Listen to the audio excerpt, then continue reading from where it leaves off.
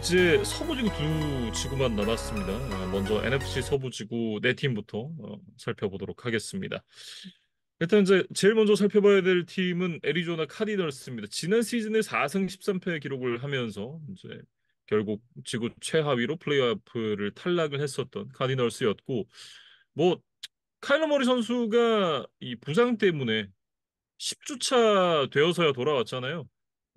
뭐 그 시점에 이미 이제 애리조나가 1승 8패를 기록을 하고 있었기 때문에 뭐 애리조나 카디널스로서는 사실은 이제 이미 그 시점에서 플레이오프 진출은 불가능했다라고 좀 봐야 될 것 같고, 사실 이제 쭉 돌이켜 보면 이 카일러 머리를 지명한 이후에 지금 5시즌이 지났어요.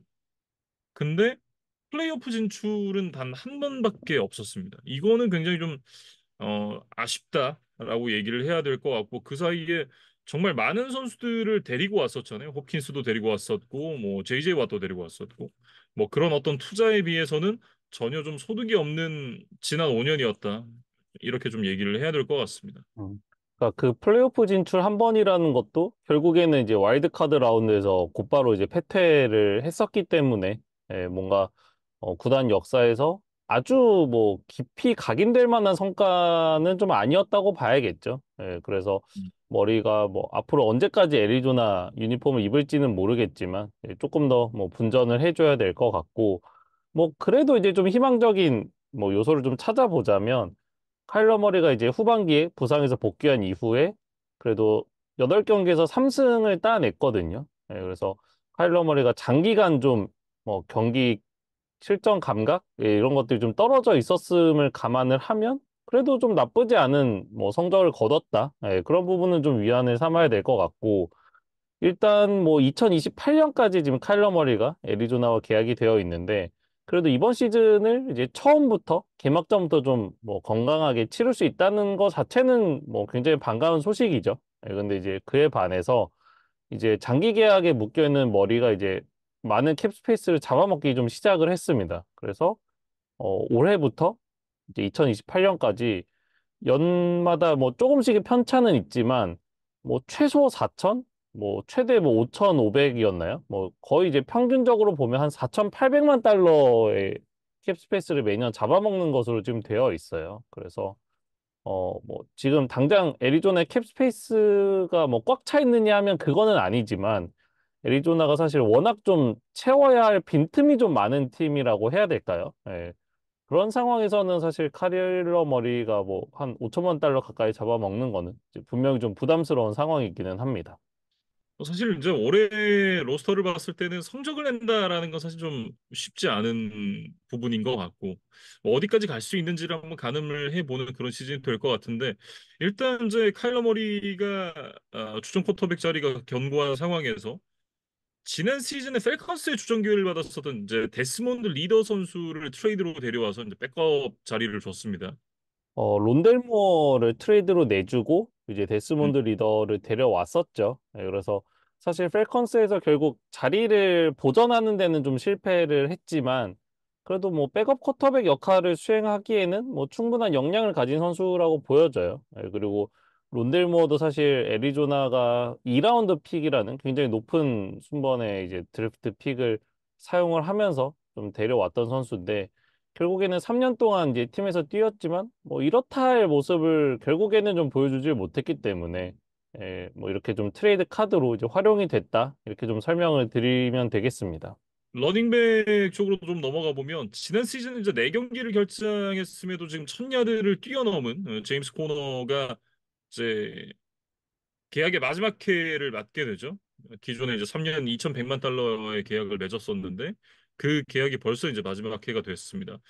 뭐 지난 시즌 뭐 전반적인 지표가 굉장히 좋았죠. 러싱 시도당 이제 5야드 이상을 또 전진을 했었고, 세부 지표만 봤을 때는 리그 최상위권의 러닝백으로 봐도 뭐 과언이 아닐 것 같은 이제 그런 퍼포먼스를 보여줬었는데, 이게 그 애리조나의 오라인의 상태를 생각을 해보면 이거는 좀 더 가중치를 줘야 된다라는 생각이 개인적으로 좀 들고, 뭐 그렇기 때문에 이제 지금 이제 제임스 코너와의 연장 계약을 맺어야 되지 않느냐라는 그런 이제 얘기들이 또 지역 언론 쪽에서 나오는 모양이더라고요. 그러니까 카일러 머리가 이제 부상으로 흔들릴 때도 그나마 제 몫을 해줬던 공격진의 또 몇 안 되는 선수가 코너였기 때문에 아마도 조금 더 이런 확실한 자원에게는 좀 투자가 이루어져야 되지 않느냐 이런 의견으로 좀 이해를 했고 이제 제임스 코너에도 부담을 좀 덜어줘야 되는 그런 과제도 있었기 때문에 드래프트 3라운드 전체 66번으로 이 플로리다 스테이트 대학 출신의 트레이 벤슨이라는 러닝백을 또 지명을 했어요. 그래서 이 선수는 러닝백 치고는 뭐 180cm가 넘으니까 이제 꽤 장신의 키를 가지고 있으면서도 이 컴바인에서 4.39초, 이 40야드 대시 기록이 아주 좋았거든요. 이게 러닝백 포지션에서 참여한 선수 중에 이제 3위에 해당하는 아주 좋은 기록이었습니다. 이 선수가 이제 대학 시절에 기록했던 그 러싱 야드 중에 상당수가 이제 그 갭을 뚫고 나가서 만든 야드가 아닌 이게 태클 양쪽 바깥쪽으로 달려서 만든 야드였거든요. 좀 우회를 해서 전진하는 경우가 많았다. 이게 뭐 선수 개인의 성향인지 아니면 이제 전술적인 부분이었는지에 대해서는 이제 뭐 깊게 확인을 해보지 않아서 알기는 좀 어렵습니다만 뭐 이 선수가 어쨌든 이제 조금 수비를 우회하는 데 있어서는 장점이 있다. 이렇게 좀 볼 수 있을 것 같고 다만 이제 이 선수가 그 패스 블락을 해야 되는 그런 상황에 있어서는 좀 약점이 있다라는 평가도 있거든요. 어, 그렇기 때문에 이제 어 사실 이제 오라인이 약한 이 카디널스의 입장을 좀 생각을 해보면 특히나 이제 이 패스 프로텍션 상황에서 러닝백이 어쨌든 이제 가담을 해줘야 되는 부분이 분명히 있을 텐데 뭐 이런 부분에 있어서는 좀 아쉬움이 있는 것 같다. 그렇게 좀 얘기를 할 수 있겠습니다. 음. 그래서 이 트레이 벤슨을 혼자 백필드에 세워놓고 카일러 머리에게 패스 공격을 시도하는 어떤 그런 전략을 쓰기가 조금 뭐 리스크가 있을 수도 있겠다. 이런 생각이 좀 들었어요. 그리고 이제 리시버 쪽으로 좀 옮겨가 보면 뭐 앞서 이야기했던 이제 론델 모어가 팀을 떠났고 또 원래는 이제 넘버원 리시버 역할을 기대하면서 아마 드래프트 1라운드 픽을 투자해서 트레이드로 이제 몇 년 전에 데려왔던 것으로 기억이 되는데 이 마키스 브라운이 결국엔 또 팀을 떠났습니다. 이 브라운 같은 경우에도 결국에는 팀이 기대하는 역할을 뭐 해내지는 못했다고 총평을 좀 해야겠죠. 그래서 이제 좀 새로운 그 핵심 리시버의 영입이 좀 필수 불가결한 상황이었는데 이번 드래프트 1라운드 픽으로 그 후보가 될 수 있을 만한 아주 뛰어난 유망주를 이제 데려왔습니다. 1라운드 전체 4번 픽을 태워서 이제 오하이오 스테이트 출신의 마빈 해리슨 주니어를 지명을 했습니다. 일명 이제 마해주를 데리고 온 카디너스 되겠는데 많이들 아시죠? NFL에서 또 시대를 풍미했었던 리시버 마빈 해리슨의 아들입니다. 아버지부터 좀 얘기를 해봐야겠죠. 아버지가 이제 1996 신인 드래프트 1라운드에 지명을 받아서 2008년에 은퇴할 때까지 콜츠에서만 뛴 원클로맨입니다. 그 기간 동안 이제 8번의 프로볼에 선정이 됐고 3번의 퍼스트 팀 올 프로에도 선정이 됐을 만큼 굉장히 이제 준수한 활약을 남겼었던 리시버였고 커리어 통산 14,580 리시빙 야드로 리시빙 야드 역대 9위에 그다음에 128개 리시빙 터치다운 기록이 역대 5위입니다. 뭐 당연히 이제 이 명예 전당에도 이름을 올린 전설적인 리시버고요. 그렇기 때문에 이제 그 아버지의 어떤 기대치를 또 어깨에 얹고 이 4번에 지명이 되지 않았나라는 생각도 드는데 실제로 이 선수에 대한 평가를 보면 올해 그 뽑힌 선수들 중에 포지션 밸류를 제외하고는 그냥 선수의 기량만 놓고 봤을 때는 이 선수가 최고다라는 그런 얘기도 있더라고요. 음. 그러니까 앞서 아버지도 이제 원클럽맨이었다고 소개를 해주셨는데 이 애리조나 카디너스 팬들이 오랜 기간 사랑했었던 이 레리 피츠제랄드도 이 애리조나의 또 원클럽맨으로 뛰면서 굉장히 음. 뭐 화려한 기록들을 많이 남겼던 선수였죠. 그래서 이 카디널스 팬들 입장에서는 이 마빈 해리슨만큼 또 레리 피츠제라드만큼 이 마빈 해리슨 주니어가 이 카디널스에서 오래오래 뛰면서 이제 좋은 기록을 많이 만들어주기를 좀 기대하고 있는 상황인데 실제로 이제 대학 무대에서도 굉장히 좋은 기록들을 만들어냈습니다. 뭐 22년, 23년 모두 1200야드 이상 그리고 한 시즌에 14개 터치다운을 각각 기록을 하면서 뭐 거의 대학 무대를 좀 지배했다고 봐도 뭐 충분한 기록을 냈다. 이렇게 좀 설명을 드려야 될 것 같고 뭐 스카우팅 리포트에도 거의 단점을 찾아보기 힘들 정도로 좋은 얘기들만 써 있어요. 일단은 뭐 190cm가 넘는 장신 리시버이기 때문에 뭐 높이 싸움에서 당연히 뭐 우위를 가져갈 수 있고, 사실 키가 큰 리시버들은 이제 좀 느리기 마련인데, 이 선수는 뭐 스피드라던가 가속력, 풋워크, 뭐 볼 스킬, 이런 테크닉이나 뭐 스피드 면에서도 이제 모두 뛰어난 선수다. 그래서 일단은 뭐 바깥쪽 이 사이드라인 쪽에서 이제 엑스 리시버로 뛰는 게 이제 이 선수의 능력을 가장 잘 살리는 이 포지션 배치지만, 뭐 필요에 따라서는 이제 슬롯 리시버로서도 제 역할을 충분히 할 수 있는 선수다라는 평가를 받고 있습니다. 약간 이제 프레임이 얇다라는 걸 제외하고 나면 글쎄요, 이 선수에 대한 어떤 좋지 않은 내용이 거의 없을 만큼 이 선수가 굉장히 좋은 평가를 받고 있는 선수고, 뭐, 이 선수가 지금 프로에 데뷔하자마자 당장 좀 큰 성공을 거둘 것이다라는 그런 전망을 갖고 있는 전문가들도 굉장히 많습니다. 음. 그러니까 아마도 뭐 시카고에 있는 케일럽 윌리엄스와 함께 가장 강력한 오펜시브 루키 오브 더 이어 후보가 아닌가, 뭐 개인적으로는 그렇게 생각이 들고, 뭐 전체적으로 이제 애리조나의 뭐 쿼터백 스킬 플레이어진을 살펴보면 일단은 각 포지션에 좀 핵심이 되는 자원들의 역량은 꽤나 뛰어난 것 같아요. 뭐 카일러 음. 머리라던가 마빈 해리슨 주니어, 제임스 코너, 그리고 이제 타이트엔드 트레이 맥브라이드까지 딱 그 코어 선수들만 보면 다른 팀과의 경쟁에서도 크게 밀리지 않는다.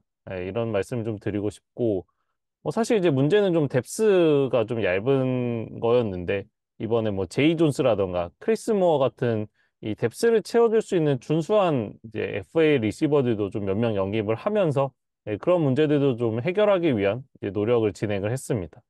네. 오라인 쪽에서도 이제 큰 변화가 있죠. 지난 8년 동안 이제 주전 오펜시브 태클로 활약을 했었던 DJ 험프리스가 방출이 됐습니다. 지난 시즌 후반에 십자인대 부상을 입었던 이제 DJ 험프리스였는데 사실 뭐 재활 기간을 감안을 하면 뭐 올 시즌도 정상적으로 치르기는 쉽지 않았죠. 결국 이제 애리조나가 험프리스의 복귀를 기다리기보다는 결국 이제 방출을 하면서 어, 1,600만 달러 이제 캡 스페이스를 비우는 쪽을 선택을 했습니다. 사실 험프리스는 이제 저희가 녹화를 하는 이 시점에도 아직 새로운 팀을 이제 구하지는 못한 상태인데, 뭐 시즌 중에라도 이 험프리스의 좀 몸 상태가 좀 경기에 뛸 정도로 이제 호전이 된다고 하면, 뭐 이제 시즌 중에 좀 부상을 당하는 팀들은 이 험프리스에게 좀 관심을 드러내지 않을까, 그런 생각은 좀 들고, 이제 험프리스의 대체자를 이제 어떻게 채울 것이냐에 대한 이야기를 해봐야 될 것 같은데, 원래 이제 라이트 태클로 뛰고 있던 이 페리스 존슨 주니어를 레프트 태클로 이제 옮기기로 했고, 새로운 이제 라이트 태클 자리에 이 벵갈스의 1라운드 픽 출신인 이 조나 윌리엄스를 2년 3천만 달러 계약을 맺으면서 그 자리를 좀 채워주기를 기대하고 있는 상황입니다. 그리고 이제 뭐 레프트 가드 쪽도 이제 내부 경쟁을 좀 하고 있는 상황인데 일단 이제 그 올해 1년 235만 달러 계약을 맺고 카디널스로 온 이제 에반 브라운이 지금 좋은 평가를 받고 있다. 뭐 이런 얘기가 있고 전반적으로 이제 이 오펜시브 라인을 평가를 했을 때는 리그 이제 중하위권 정도로 이제 평가를 받고 있는데 최근 몇 시즌 동안에 이제 애리조나의 오라인이 정말 리그 최하위권으로 계속해서 평가를 받았던 부분을 생각을 하면 뭐 예년에 비하면 이제 좋아졌다라고 이제 얘기는 해야겠습니다만 아직도 좀 갈 길이 멀다.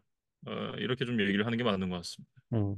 그러니까 앞서 언급했던 뭐 쿼터백이라던가 스킬 플레이어진의 이제 화려함에 비해서는 이 오펜시브 라인은 좀 카디널스의 고민거리가 될 것 같다. 이런 얘기를 음. 해야겠죠. 그리고 이제 수비로 좀 넘어가 보면 사실 앞서 뭐 몇 초 전에 이제 저희가 오펜시브 라인이 고민이라고 했지만, 사실 수비에 비하면 뭐 지금 오펜시브 라인은 또 고민이 아닌 것 같다는 생각도 들어요. 아, 수비는 선녀죠. 사실 1선, 2선, 3선 전체를 봤을 때 어디 하나 좀 내세울 만한 좀 경쟁력 있는 뭐 라인업이 좀 구축이 전혀 안 되어 있는 상황이기 때문에, 예, 이번 시즌을 치르면서 좀 얼마나 많은 실점을 하게 될지 벌써부터 좀 걱정이 되는 그런 상황입니다. 그러니까 사실 이제 이런 얘기를 하면 뭐 만약에 이제 뭐 선수들이 이걸 뭐 볼 가능성은 저는 굉장히 적다라고 생각을 하는데 굉장히 좀 기분 나쁜 얘기일 수도 있겠습니다만 어디 내놔도 좀 부끄러운 수비진이다. 음, 이렇게 얘기를 할 수 있을 것 같아요. 왜냐하면 전반적으로 봤을 때 물론 이제 그 신인 선수들을 제외를 하고 나면 지금 라인업에서 기존에 뛰어봤던 선수들 중에 이 선수가 그래도 좀 리그에서 꽤 좋은 활약을 펼쳤었지라고 생각이 든 선수가 부다 베이커 하나거든요. 근데 그랬던 부다 베이커마저도 지난 시즌에 그렇게 좋은 폼은 아니었단 말이에요. 근데 그렇게 생각을 해봤을 때는 신인 선수들이 얼마나 활약을 보여줄지 모르겠으나 수비진 한 명 한 명 면면을 봤을 때 기대되는 선수가 별로 없다라고 얘기를 하는 게 맞는 것 같습니다. 음. 그래서 이제 저도 뭐 현지 언론들에서 뭐 이렇게 랭킹을 매겨놓은 이제 그런 것들을 좀 살펴봤는데, 애리조나 카디널스의 수비를 이제 32개 팀 중에 최하위로 꼽는 이제 그런 매체들도 있더라고요. 네, 그래서 음, 물론 뭐 시즌을 치러봐야겠지만 어쨌든 액면가의 전력에서는 분명히 최하위권으로 분류되는 것만은 사실이다. 이렇게 좀 음, 정리를 해야 될 것 같고, 사실 애리조나가 최근에 뭐 수비 보강에 대한 의지가 전혀 없었던 것은 아니에요. 조금 이제 시계를 돌려보면 2020년 드래프트 1라운드에서 아이지에 시몬스, 그다음에 2021년 1라운드에 제이븐 콜린스 같은 드래프트 상위 라운드 픽을 이 수비진에 분명히 좀 투자를 했던 역사들이 있거든요.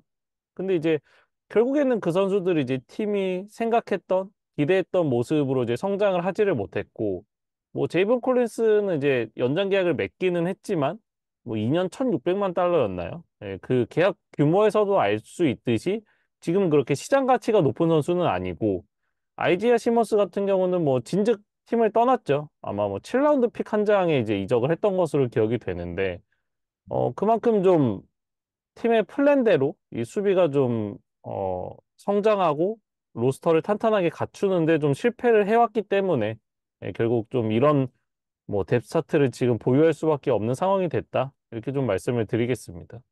지금 뭐 새로 데려온 선수들도 있죠. 뭐 지금 디펜시브 태클의 저스틴 존스 그리고 빌란 리콜스 이 선수들은 이제 3년 3,100만 달러 그리고 이제 3년 2,100만 달러를 주고 데리고 왔고 라인베커 쪽에서는 이제 맥 윌슨 선수를 영입을 하면서 3년 1,200만 달러를 줬습니다. 그리고 이제 세컨더리 쪽에서는 코너백 션 머피 번팅 선수를 이제 영입을 했는데 이 선수에게 3년 2,550만 달러 계약을 안겨줬거든요.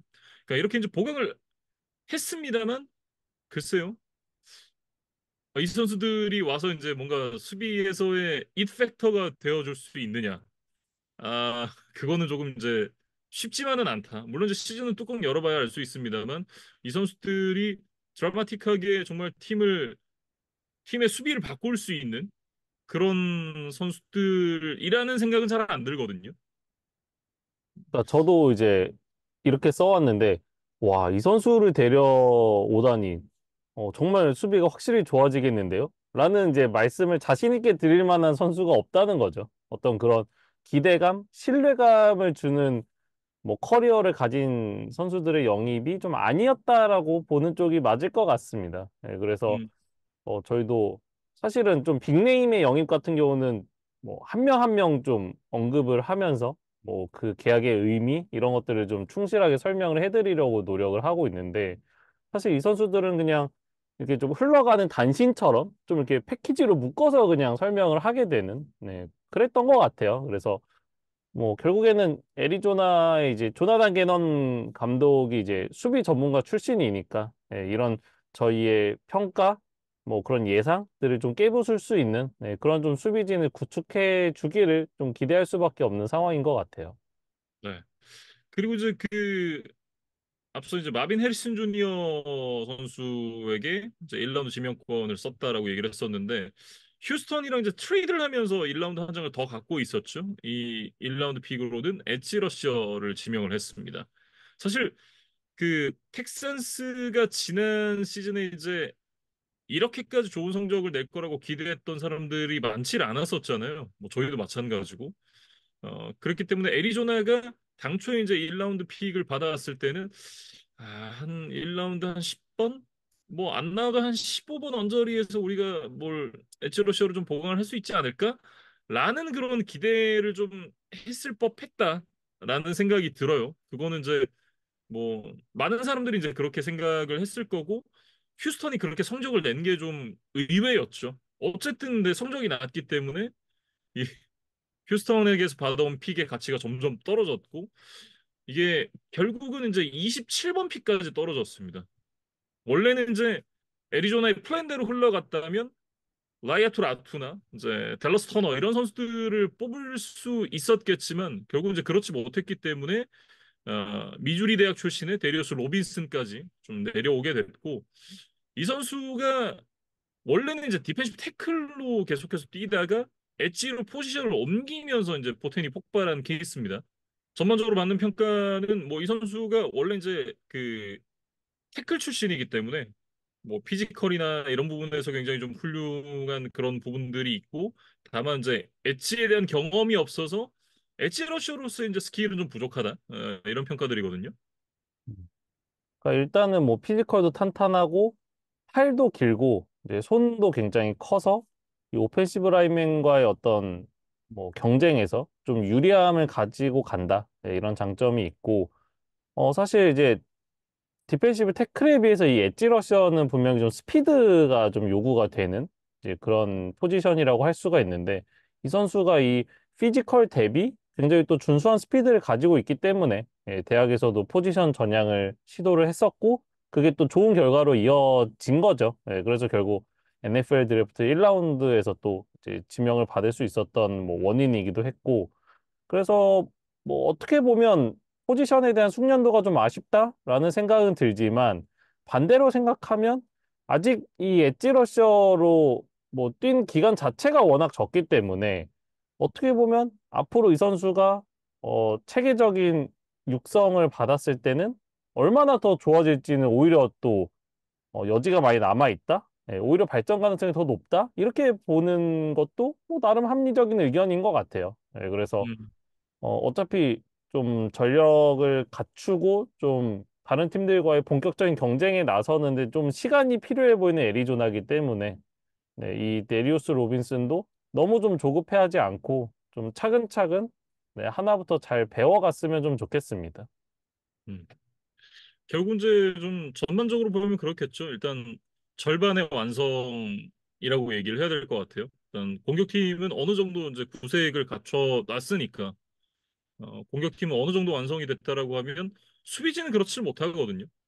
결국 이제 어, 수비에서 구멍이 나는 만큼 공격에서 더 많은 이제 득점을 해줘야만이 승리를 가져갈 수 있는 상황이고, 근데 그런 전략을 통해서 이제 몇 승이나 가져갈지는 결국 이제 시즌을 시작해 봐야 알 수 있겠지만, 지구 우승을 할 만한 전력은 냉정하게 아니죠.